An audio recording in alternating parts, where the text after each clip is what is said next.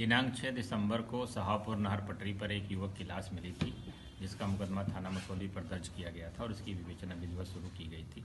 Surveillance और सुरागरसी के माध्यम से हम लोगों ने इस घटना का अनावरण किया और घटना के अनावरण में पाया गया कि अभियुक्त सुशील, वादी मुकदमा प्रदीप और मृतक राजेश तीनों आपस में रिश्तेदार हैं और बच्चे की चाहत में सुशील ने राजेश की हत्या कर दी। प्रदीप की एक बेटी है जिसको सुशील ने गोद लिया था और इस समय मृतक की पत्नी गर्भवती थी।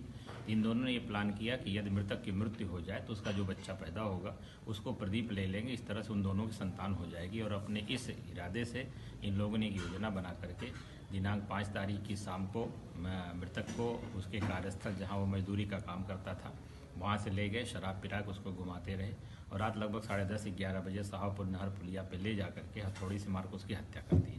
हत्या करने के बाद इन लोगों ने अपना कपड़ा जिस पे खून लगा हुआ था, हथौड़ी, अन्य चीज़ों को एक नाले में फेंक दिया, जिसको इनकी निशानदेही पे बरामद किया गया है।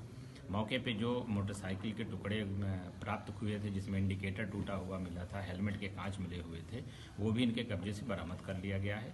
अभियुक्तों को गिरफ्तार करके जेल भेजा जा रहा है। इसके पहले भी ये जो अभियुक्त सुशील है ये सन 2000 में हत्या के मामले में, 2007 में हत्या के मामले में जेल जा चुका है और इस समय भी ये 2020 में बलात्कार के मामले में जेल गया था, जिसपे जमानत पे छूटा गया था।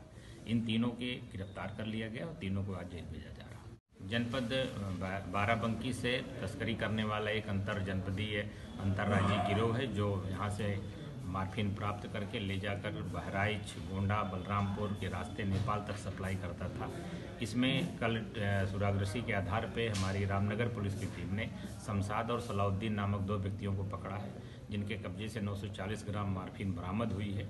और इन दोनों ने अपनी पूछताछ में बताया कि टिकरा मुर्तजा थाना जैदपुर के गाँव का रहने वाला अनस और परवेज नाम के व्यक्ति हैं, जिन्होंने यह माल उनको आपूर्ति की थी। उनके घर भी दबिश दी गई, मौके से दोनों फरार पाए गए हैं। इनके विरुद्ध लगातार दबिश की कार्रवाई चल रही है और निकट भविष्य में इनकी गिरफ्तारी करने के बाद इनके ऊपर गैंगस्टर एक्ट के तहत कार्रवाई की जाएगी।